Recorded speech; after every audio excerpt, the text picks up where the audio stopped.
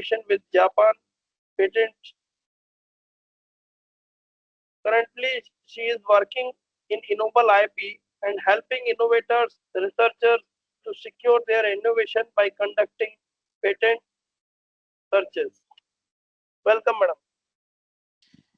Thank you very much, sir. Hello, everyone. So thank you, sir, for introducing me in front of everyone. And I'm extremely distinguished that you have given me this opportunity to give my thoughts, to present my idea with respect to the topic.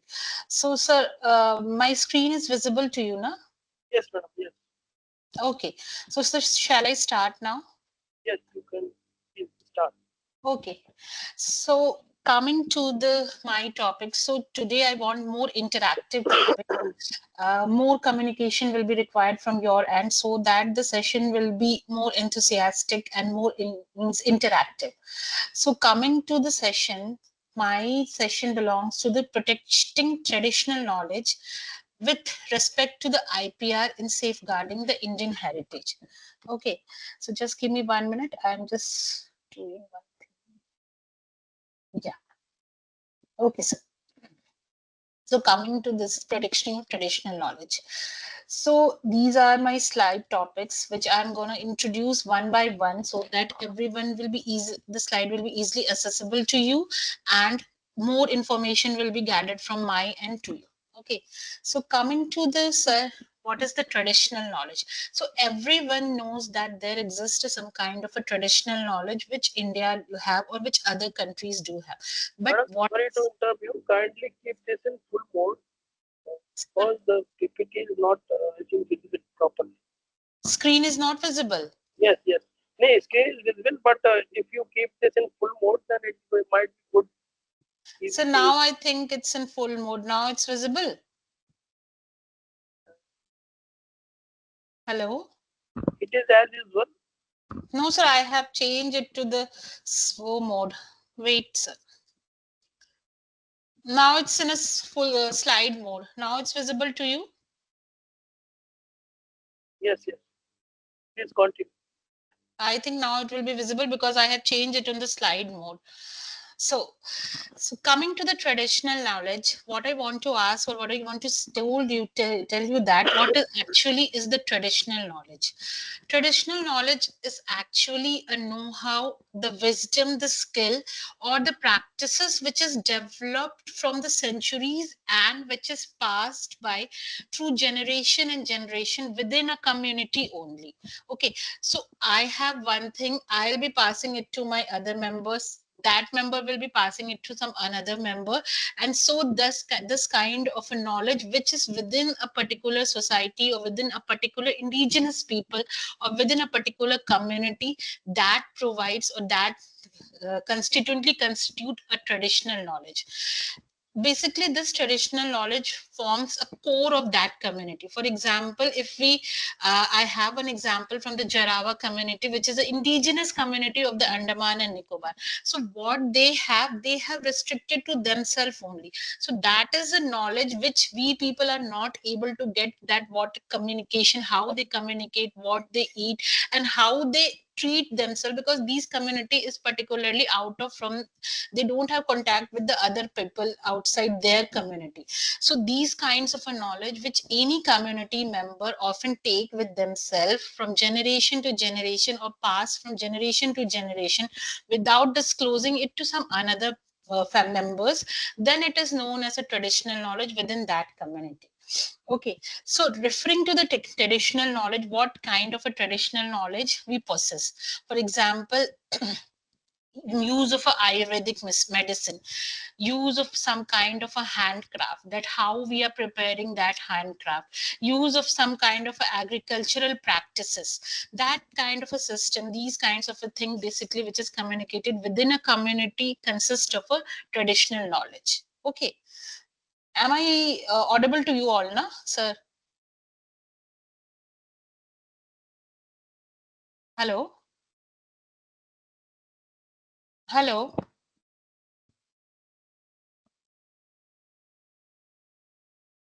Hello, sir. Am I audible to you now?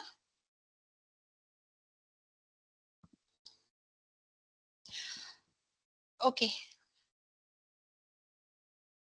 Gopal sir, am I audible? I think sir is Yes, not madam, there. audible, Audible, audible. na? Yes, Okay, yes. sir. Okay. Okay, sir. So coming to the traditional knowledge, I have given you idea that what actually the traditional knowledge is. So coming to the next slide. India is basically considered as a hotspot for a traditional knowledge. Why we are quoting this? Because India has a strong background of traditional knowledge, indigenous knowledge, which we have from centuries to centuries, which is getting passed from generation wise to generation. For example, literally work, for example, a form of a music, dance, handicraft, stories, or the biodiversity. These are the or technique of making some kind of a food or like that, or the Ayurvedic medicine preparation, how we are healing within a community. So these kinds of a knowledge basically India do consider, means India is a considered as a hotspot for these kind of a traditional knowledge. One example I can give, for example, aspirin, which is derived from the salicylic acid, which is discovered from the meadows. So this kind of indigenous knowledge, which is India possessing, is India is ranking in the 7th position with having the high form of a traditional knowledge. So that's why they're considered, India is considered as a traditional knowledge hotspot. So what are the key characteristic of the traditional knowledge? We all know that there is okay a traditional knowledge, some characteristics should be associated with that, then only we can say that okay, this kind of a thing we can consider or we can group it into the form of a traditional knowledge. For example, I have already given you idea that what kind of a traditional knowledge, but I'm repeating this once here again, that some kind of a information which is preserved and transmitted in a traditional context from generation to generation is known as a traditional knowledge, which pertains to a particular tradition or indigenous people. That knowledge which is among a present between the indigenous people or community is known as a traditional knowledge, and which evolved within the community only, that is also considered as a tradition, means traditional knowledge, that there is no influence of some another external factor on that, but they are evolving it by their own experience only. Then these kinds of a knowledge, by changing some kind of a climatic factor or some kind of a different physical parameters, if they change and they get the final step which is very much worthy, then these type of features are considered as a traditional knowledge. Okay, coming to the India's fact that okay, how where India stands for the traditional knowledge. See, about 370 million indigenous and tribal people all world. There are the custodians or the holders of the traditional. Mostly these traditional knowledge are associated with the tribal people because they don't come into contact with the normal people, and their knowledge gets into themselves only, and they preserve their knowledge and they pass within the community. So that's why it's written that about 370 million indigenous tribal people are covering the traditional knowledge. Up to 80% of our world population depends upon the traditional medicine only for the primary care. Why I am stating this, that I'll give you idea about this in the latest slide, that what is the inference of this word, this particular sentence into my slide. Later on the slide, I will give you idea. Okay. If I'm going faster than this, just let me know. Okay. Uh, coming to the India's why India considered as a biological diversity hotspot, because 583 plant species are reported to be cultivated in India. Okay, around 334 species are the crop species. India ranked in the 10th among the plant-rich nation and world, and 4th among the countries of Asia. So this is how it giving the figure, or it has given the idea that okay, where India stands in the place of an indigenous variety or in the indigenous knowledge among the different countries. So Amazon, you people might have heard about the Amazon forest indigenous, but that is particularly consigned to that Amazon forest area only, and that to the tribal people. So no, where they don't have the communication, so that is not getting means exploited by the other people. Okay, so coming to the traditional knowledge, when I'm giving you idea about what is traditional knowledge, basically very broad term comes into the consideration, that is a biopiracy. So don't get confused with, okay, what is traditional knowledge and what is biopiracy. They both are very different thing, but they are linked with each other. So biopiracy is the commercial exploitation of biological resources and traditional knowledge by corporations or individuals without consent, or with by giving the compensation to the communities which are holding the knowledge. So there are difference between the traditional knowledge and biopiracy, but since biopiracy is the exploitation of a traditional knowledge, so hence I am giving you the idea about that what is biopiracy. So mainly traditional knowledge is based on the biological resources. So what happened, biopiracy how comes into the action, that if someone is exploiting something without the consent of that indigenous community members, or by just giving a very layman compensation to them, that okay, these people don't know that what actual value of our traditional knowledge is, and they are just giving them penny for that, so that is known as a biopiracy without giving actual compensation. The first is that without consent they are using, that is an offense, and the second one is that they are using it without giving the proper compensation to the people of that indigenous community from where they are actually getting the idea, or where they are getting cheated from them. Okay, so biopiracy operates through unfair application, which I mentioned, that it operates through unfair application of patent of genetic resource and traditional knowledge. This patent I'll be covering about the traditional knowledge, and then will be linking the traditional knowledge to patent system. Okay, so this is the biopiracy. Biopiracy, there are many kinds of a definition for the biopiracy, but the actual is that it is the theft of the traditional knowledge and the genetic knowledge from the individual or from the indigenous community. So here is a very good figurative representation what I have given. See, a lady comes into an action and she wants to pick something. Okay, for example, fruit also. So these she's from a community member, or you can say a common member also. So she comes and she wants to have some fruit or some kind of a herbs or something like this.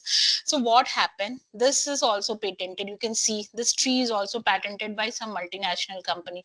This is also patented, this is also patented, this is also, so everything is gonna patent. So the lady is like, from where I can buy, where I can take the food, because everything is patented without her knowledge. So this is the biopiracy. Actually, biopiracy and patent works in common. So this actually yes sir. Slide is not changing. I think. Slide is Not changing. now sir. No.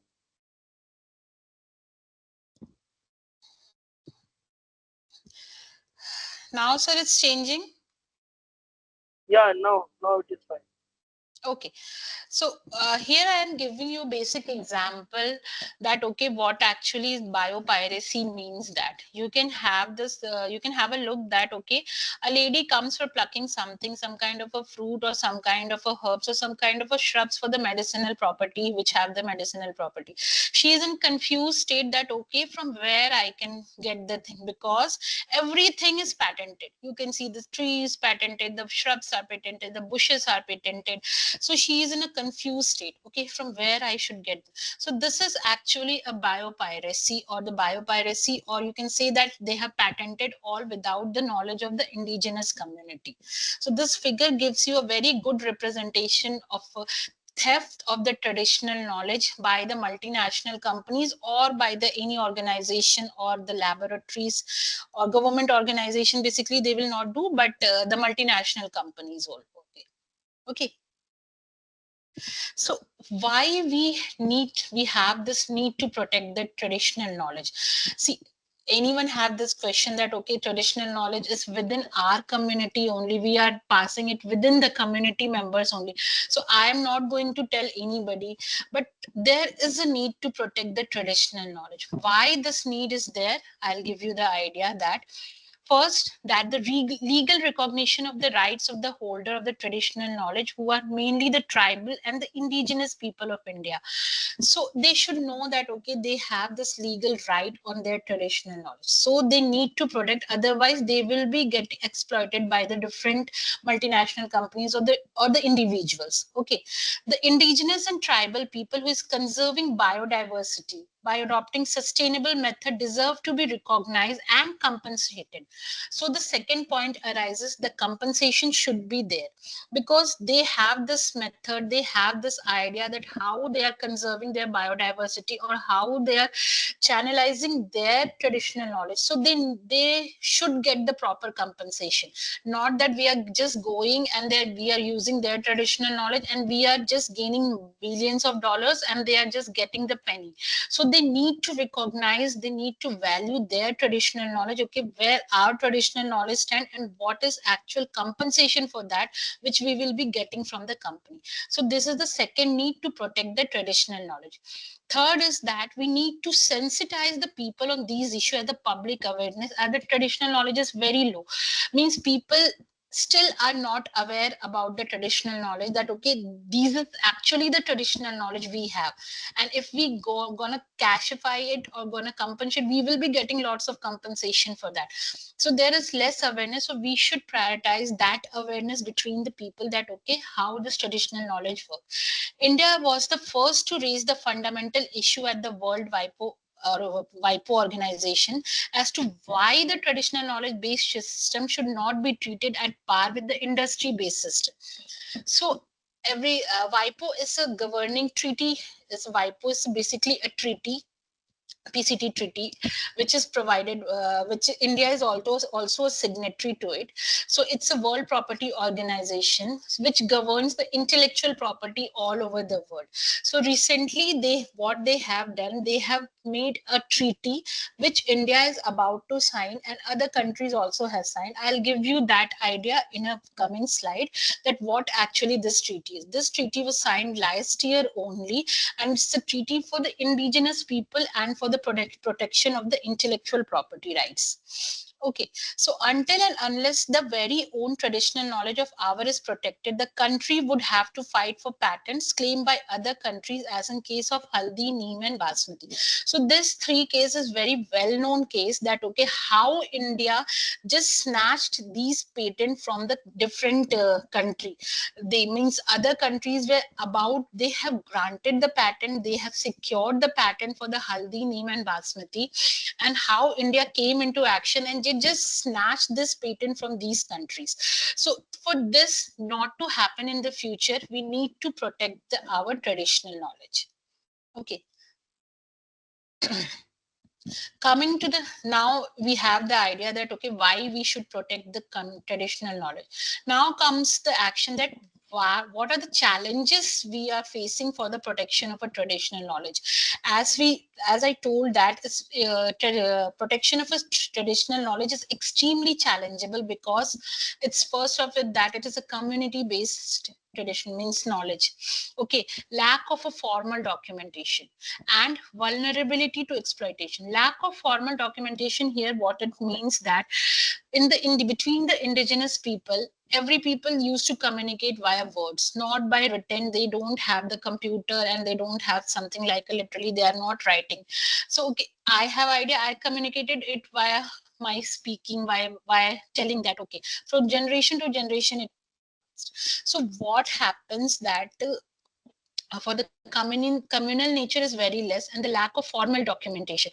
So this is basically protecting, means the challenge we are facing, as for India also is facing, to protect the indigenous traditional knowledge. Though we have secured lots of traditional knowledge, but this is the basic problem still we are facing, that there is no formal documentation for that, and we should protect our traditional knowledge like that.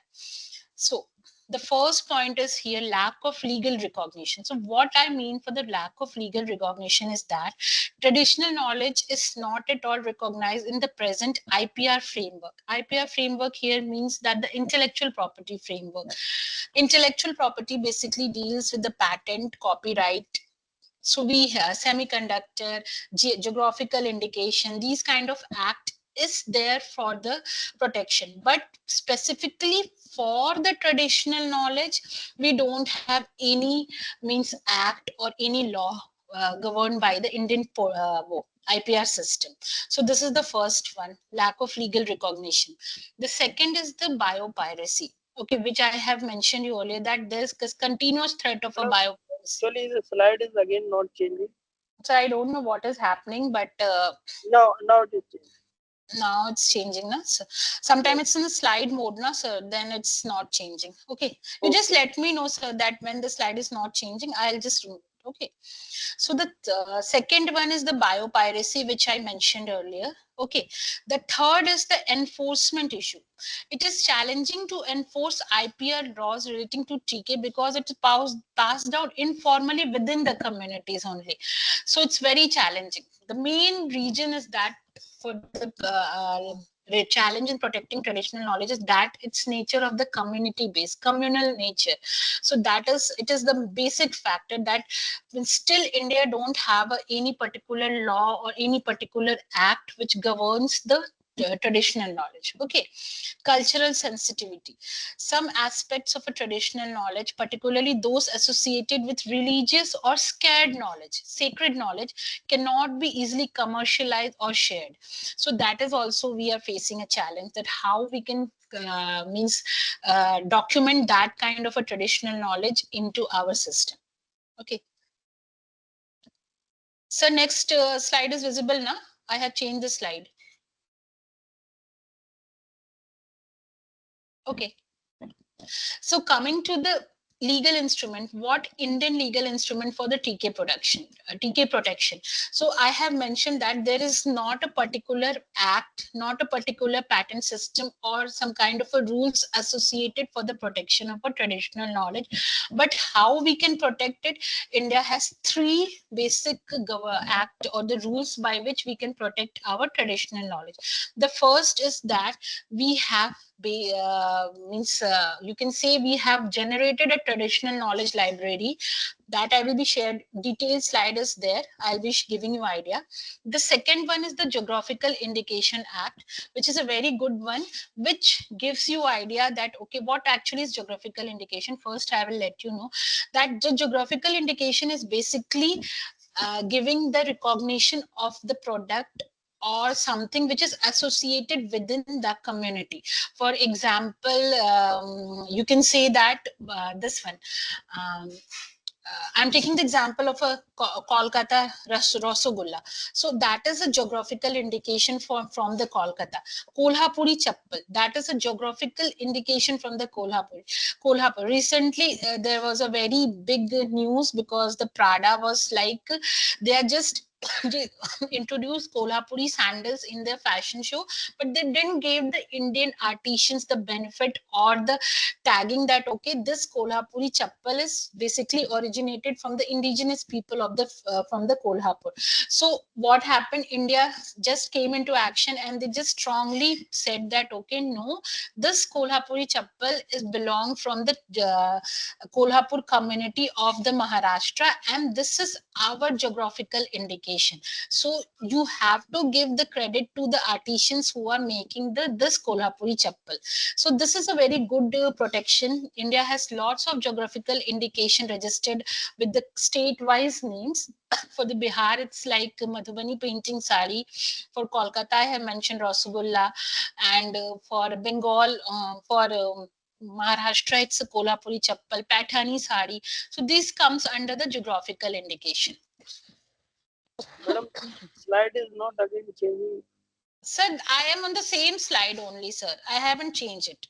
Okay, this slide is, I think, a lack of formal documentation and vulnerability to exploitation.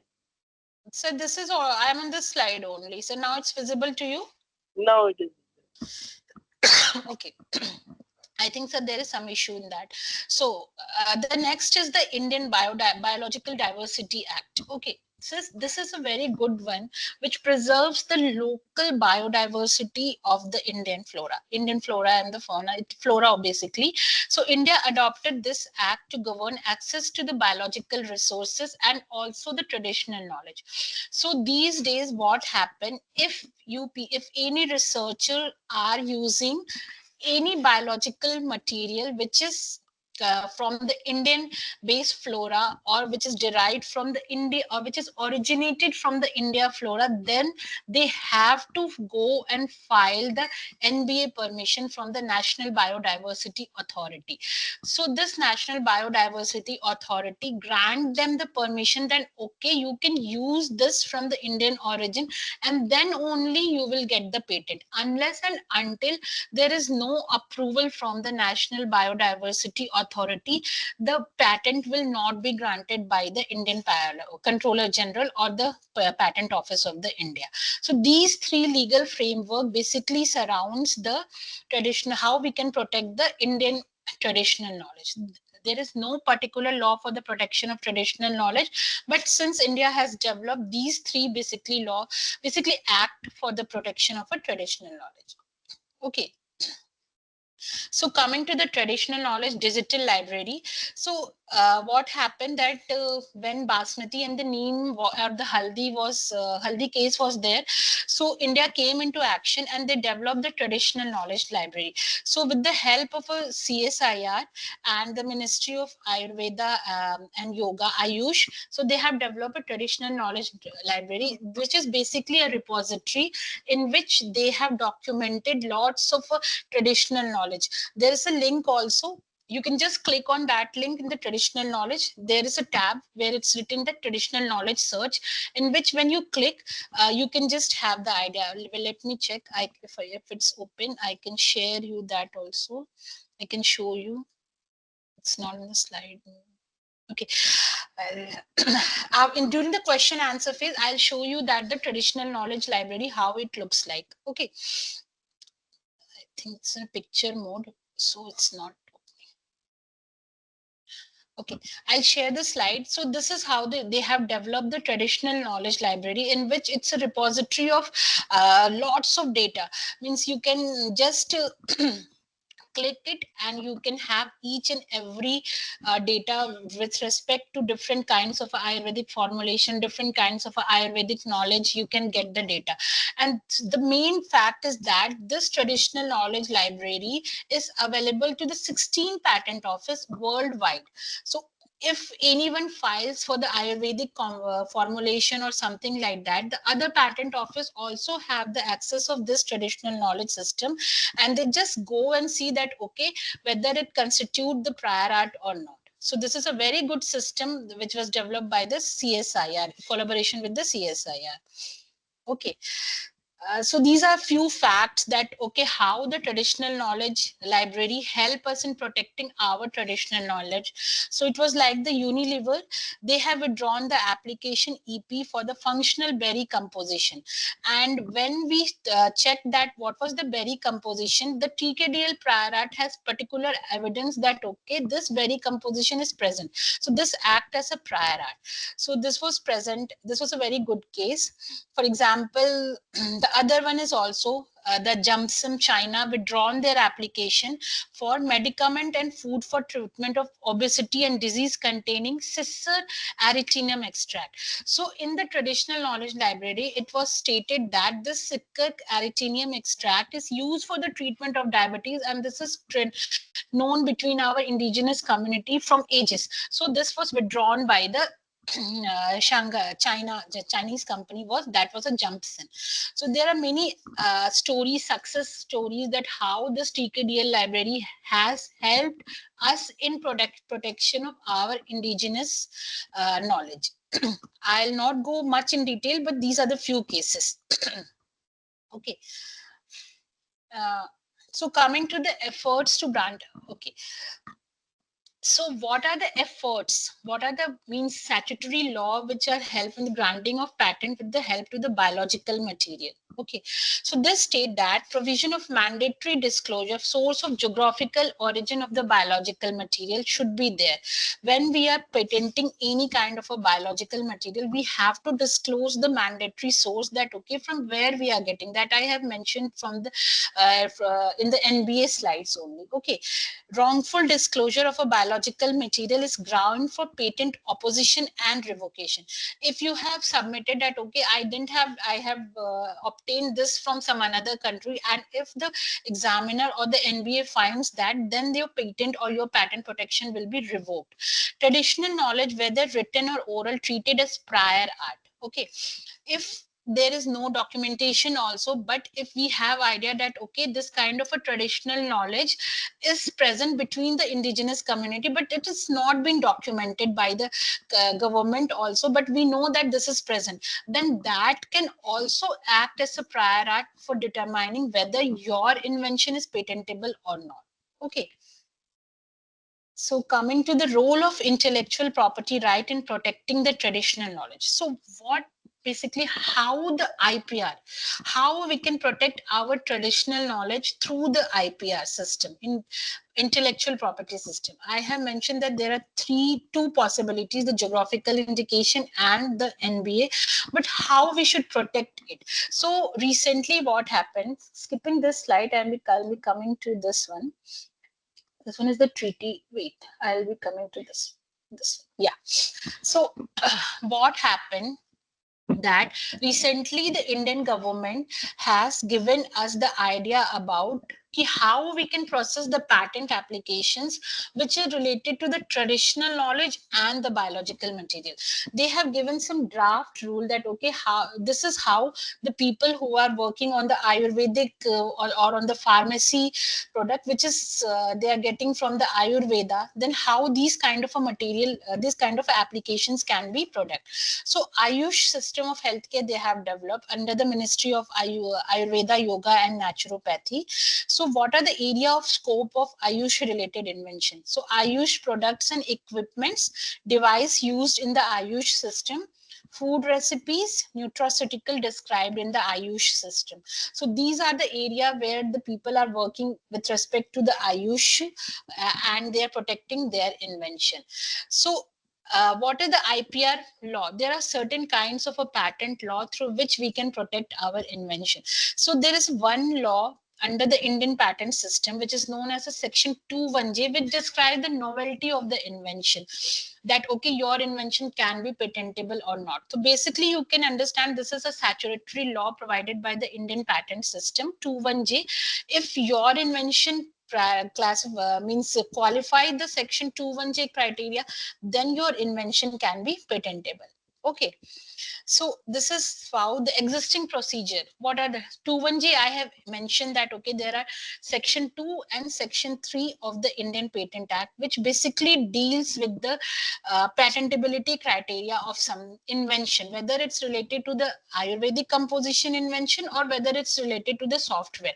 But since it's a Ayush one, it's a traditional knowledge one. So the traditional knowledge one is basically that under the section 3p, which you can hear that invention which in effect is traditional knowledge or which is an aggregation or duplication of known properties of traditionally known component is not patentable under the Indian Patent Act. So traditional knowledge which is actually present in India is not patentable under the section 3p. But how we can protect our traditional knowledge? I'll give you the idea that here.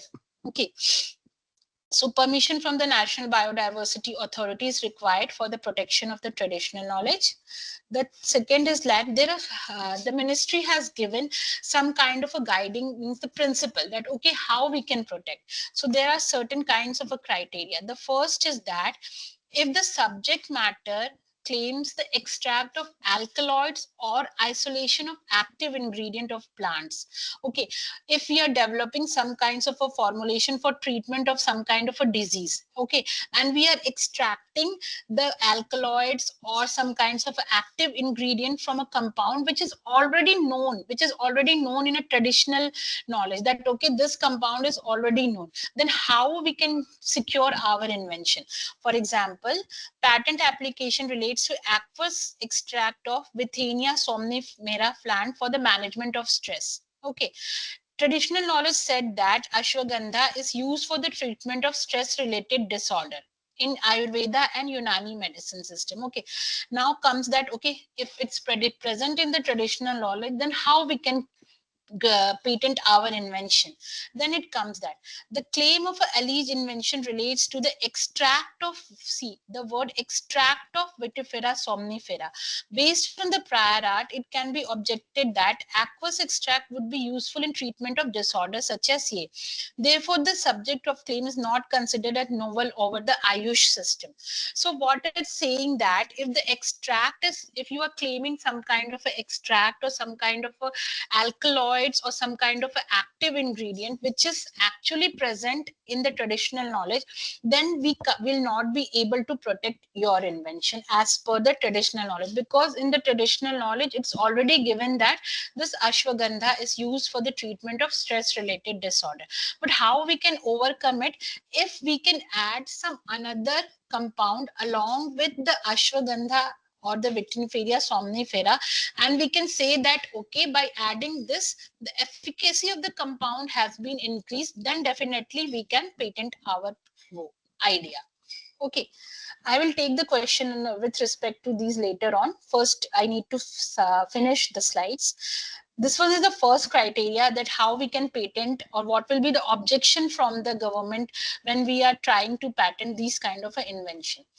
The second one is that, see, the second one they have given us, in case of combination of ingredient from plants, minerals, animal origin, existing formulation already known for the treatment of a disease as a part of a traditional knowledge, then obvious that it is a combination product comprising these known ingredient will be giving that effect only.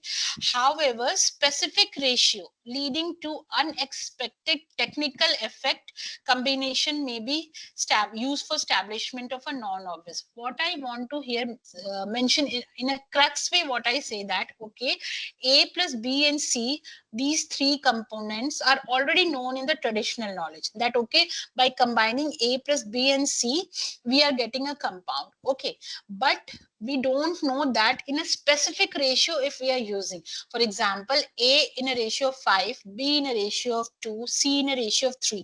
If particular ratio we are providing, that okay, if in the ratio of 5 is to 2 is to 3, with supported experimental data we are giving, that okay, these are the experimental data, these are the particular specific ratio, with this then we can patent our invention, though they can come under the traditional knowledge, but the other factors, that is the ratio as well as the experimental data gives the weightage that okay, it's non-obvious to the person skilled in the art, then we can combine and we can have our invention patented.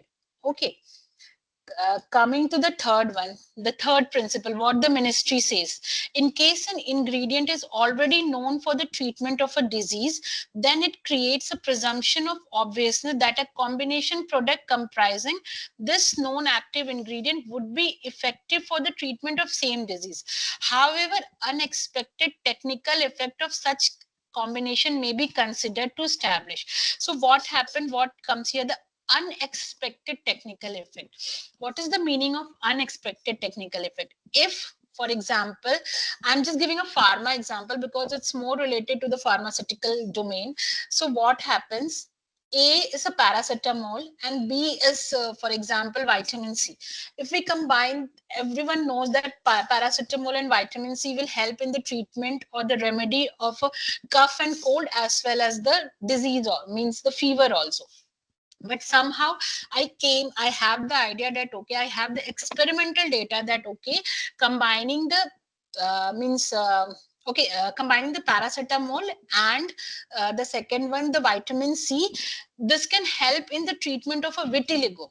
Okay, then this is an unexpected technical effect which is not ever known in any traditional knowledge, and this is a new discovery, then definitely your traditional knowledge will be patentable. I have given the example of some pharma product, but you can consider this with a comparison to some Ayurvedic product. For example, Cucumis mellow, I have given here the example with citrus, Cucumis and the citrus. So this is what I mean from the unexpected technical effect that is not at all documented, and that constitute a criteria for a patentability of your invention.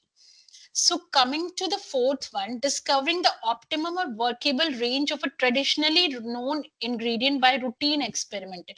That only I said that experimental data, if we have, then definitely we will be able to patent the invention which is related to the traditional knowledge. For example, patent claim relate to the formulation comprising an extract of Pongina pinnata in the range of 2 to 20%, Lawsonia in the range of 5 to 15%, and Dhatura in the range of 2 to 20%.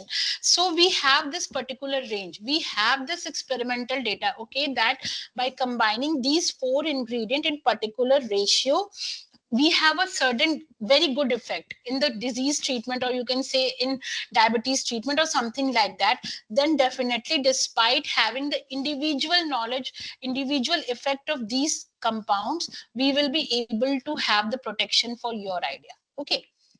Coming to the fifth one, what government says: in case multiple ingredients are known to have same therapeutic activity as per traditional knowledge, taking one component out of them cannot be considered as inventive. Okay.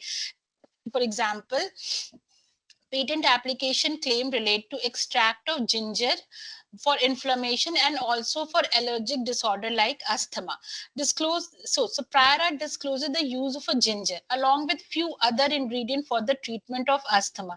So it's they are saying that use of a ginger along with some another ingredient, unless and until the therapeutic activity will be same, then it will not at all be patentable. So you have to make sure that okay, there are some kind of other ingredient you are adding. By that other ingredient, the therapeutic efficacy is increasing, but just removing and adding the same ingredient into same consideration, same percentage, will not at all patentable by the Indian government. Okay.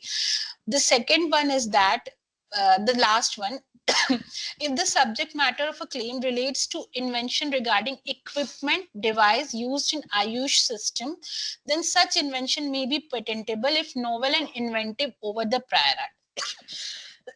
For example, in the Ayurvedic, we use Vamana Karma for holding something. Means the Ayurvedic instruments are there. But if the Ayurvedic instrument states that, okay, they have some certain benefit with respect to the traditional one, then it can be patentable. In a layman language, it becomes like that. The third, okay, this is the come. So these are the few guidelines which was given by the government of India and was drafted by the Ministry of Ayush, that how we can protect the traditional knowledge along with the patent system with certain criteria. If we are not compiling with this criteria, then we will not be able to patent the traditional knowledge. Okay.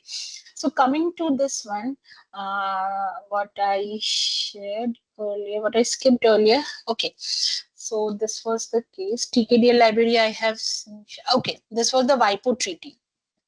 So what I mentioned earlier, that in the month of 2024 May, WIPO has a treaty on the intellectual property and traditional knowledge. So this was a very good treaty which India is about to sign. So they have said that, okay, we are having this treaty, we are signing, country should sign this treaty, and the treaty was like this: prevents patents from being mistakenly granted for the invention that are not novel or inventive with regard to genetic resource and the traditional knowledge. Okay, this was the first criteria, that these people will not give the patent to anyone who are coming that, okay, we are using the genetic knowledge and the resources. They should have some criteria and everyone should fulfill that criteria, then only they will be able to get the patent. And improve the effectiveness, transparency and quality of the patent system. So this treaty was developed by the WIPO. India is about to sign this treaty, but I think they will be signing in a few months, but still they are on holding. So they have founded this establishment of an information system such as the database of genetic resources. India have this system, the TKDL with this, but WIPO is like they are about to form a traditional knowledge database in which they will be also adding the traditional knowledge from all over the world. Here India, the TKDL is only for the Indian system, not governing all the traditional knowledge from the world, but for only restricted to India. So WIPO is planning to develop the traditional knowledge database in which the indigenous community knowledge from all over the world will be there. So coming to different kinds of cases, I'll just give you an idea that, okay, what are the different cases which was biopiracy and related to traditional knowledge. So everyone was aware about the neem patent cases. So India fought back and they have just snatched that neem patent case from the European Patent Office. Similarly, there was a turmeric patent also. So what happened? The evidence for the use of a turmeric for healing property that we got from the traditional knowledge database, that okay, in the earlier century this was used for the healing property. So this is how India protected the patent of the neem of the turmeric. And the basmati rice was also documented in the Indian TKDL databases. So that's how the Indian patents system was working. So this was a nutshell that these are all the means the cases which I have elaborated, but since the time frame is less, so this is only the elaborated case, that how the CSIR approached to the US PTO, US Patent and Trademark Office, to revoke the patent, this patent number US patent 54504 for the turmeric healing property. So this is only a means brief idea. Crux is this slide. I'll be sharing the slide so you people will get more idea about this. So the detailed version is this only. Okay, so these are the Ayush guideline, how we have done this work. So conclusion is that prevention of a protection of a traditional knowledge is very important. Why and how we can produce that I have already given you idea. Why it is required, how it is required, and why we people should protect our traditional knowledge, and by protecting what we will be getting the benefit, this I had mentioned. So any question regarding this? uh, Hello. Hello. Yes, Yes sir. madam. Yes, sir. Since time frame is less, so I have cut short it, but I tried to explain everything in this. Yes, madam. Yes. I request all the participants to please ask queries or post in chat box.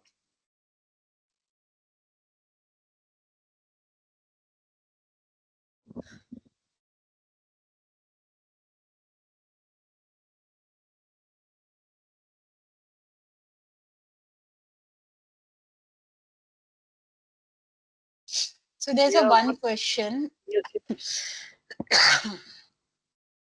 Yeah, one question: can we use the medicine to treat osteoarthritis? So which particular medicine you are asking for the treatment of osteoarthritis? If you have developed something which is on the base of a traditional knowledge, and you have the data that okay, this data suffice the problem for the treatment of osteoarthritis, then definitely you can patent it. And what is the formulation? I am not calotropis plant extract. So this we need to search that okay, this calotropis plant is there not. You just type sir TKDL, and TKDL library will be there on the CSIR page. There is a different page only for the TKDL. On the above, it's a TKDL search on which you will click, and then you get the long list that okay, how you can search. In that, you can just add the calotropis plant extract, and by that you can see that okay, you can use this invention for osteoarthritis or not. Okay.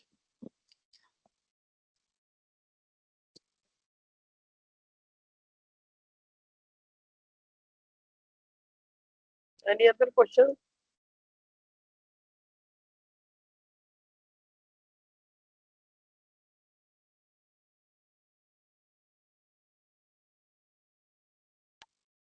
Madam, there is the one question: how can local communities be made aware of their IPR rights to protect heritage? Okay, so local for local communities, what the Indian government is doing and what we are doing, we are just going and telling them orally that okay, we are identifying their traditional knowledge, and government is giving them idea about that. Okay, orally they are communicating that okay, this is your traditional knowledge, you should protect it like this, and then they are documenting it one by one. So after the documentation is over, they are just putting it into the traditional knowledge library, and then they are protecting it like that. Okay, so by this, there various NGOs are working that they are giving the idea, they are educating the people that okay, these are the traditional knowledge of your own. This is profitable, or you can help. You can get the monetary benefit if you can if you want to monetize it. So everything they are getting documented, depositing it, and if these traditional knowledge people, indigenous people want to monetize it, then the government is giving them the benefit that okay, how you can monetize it and what are the but everything they are just documenting it by orally communicating and by the help of an NGO, and there are program also for the IPR awareness. So these people go there and then they do like this. Thank you. And how this is effective TKDL? It's a very effective TKDL. TKDL is basically, sir, a repository in which I can just show you the TKDL. I just need to switch the, you people get the idea that how the TKDL library look like. Just let me share my screen to another screen. Okay, so just give me one idea. I'm just giving you. Okay, see, sir, this is this this is a TKDL. Please, How excuse me, the please mute. Please mute. So see, this is how the TKDL traditional knowledge digital library looks like. This is governed by the CSIR. Okay, so Yes, these are madam. different. Yeah. So when you can click on this, the TKDL search. Okay, I am clicking on this TKDL search. So this page open like this. So if you want to search on the simple search, you can search like this. Okay, enter your query. This will give you idea. If you want to search on the advanced search, there are different kinds of should contain the words, should contain, or if you have keyword. IPC code is basically the code by which the patents are classified. Okay, for example, A0 is code for the C is the code for the chemistry, G is code for the biotechnology. So this is the IPC code. Title is what we have written in the title, biblio what we have submitted in the biblio, and the disease for which disease you are looking. So this is the advanced representative for the 1250 formulations. Okay, and this is the IPC search. So you can if Yashwanji, you know the Yashwanji, there is some disturbance. Kindly mute.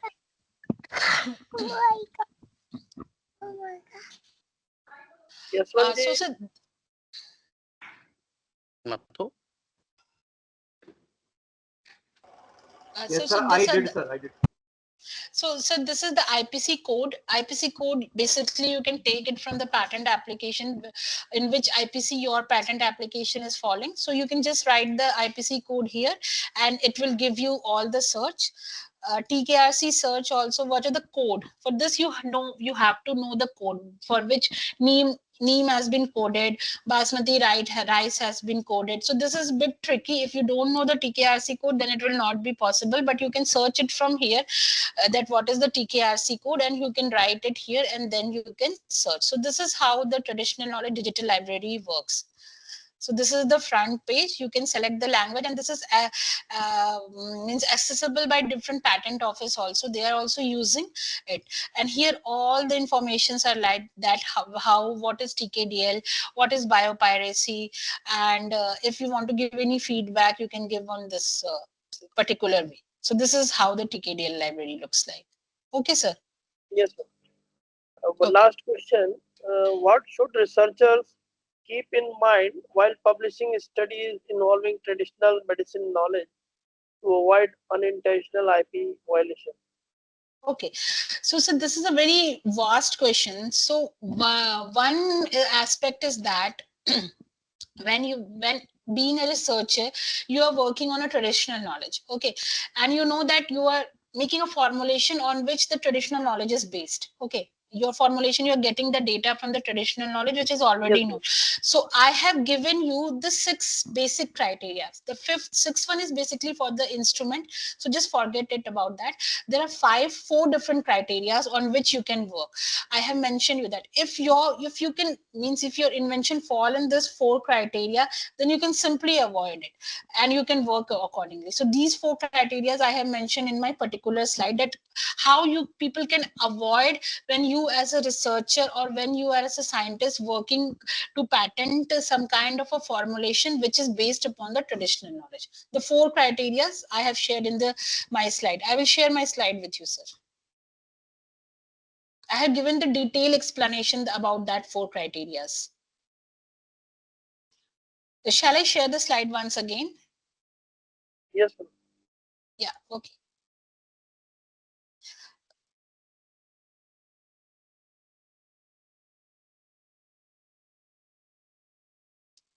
So these are basically the 4 criteria which I have shared, that okay, how you can avoid traditional knowledge, means when you are working on some kind of a traditional knowledge and you want to protect your idea to avoid the IPR conflict or something like that, then you can, these are the five principle which I mentioned. First one, second, third. The sixth one is basically for the instrument, sir. So Ayush instrument that you can't see, but the fifth till fifth, it's the criteria which I already mentioned. So these are the guiding principle, which basically the Ayush patent, when we used to file the patent which is related with the traditional knowledge or which has having the Ayurvedic formulation in that, then we try to avoid or overcome these five principles based on the, this was published by the Ministry of Ayush in collaboration with the Indian Patent Office. Okay. Yes, sir. Okay, sir. Yeah, if it is possible, I Yes, sir. request on behalf of all the participants to Yes, kindly sir. share PPT or content or any content related to the same. Yes, sir. I will share with you, sir. Okay, then you can Thank share you. with them. Thank you, sir. Okay. Now I extend our heartfelt gratitude to Shista Madam for delivering such an inspiring lecture. Your insightful presentation has beautifully highlighted this concept, biopiracy and traditional knowledge, the value for traditional knowledge, and you sensitize all the participants about the geographical indicators and the existing provision and procedures, um, and later on solve all the queries related to the same. So um I thank very much for giving this time for presentation. It's a odd time, but you have take So some there were time. actually, time was very limited. Lots of information was there, but since there was a time constraint, so I have to cut short my slide to, means to fit into this time frame, Yes, ma'am. basically. Yeah. Yeah, it is a very vast topic. Yeah, vast topic, sir. Anyway, thank you. Thank you very much, sir. Thank you very much, sir. Thank you. I also thanks to our esteemed participants who are continuously engaged in this presentation and seriously learn something. Yashwanji,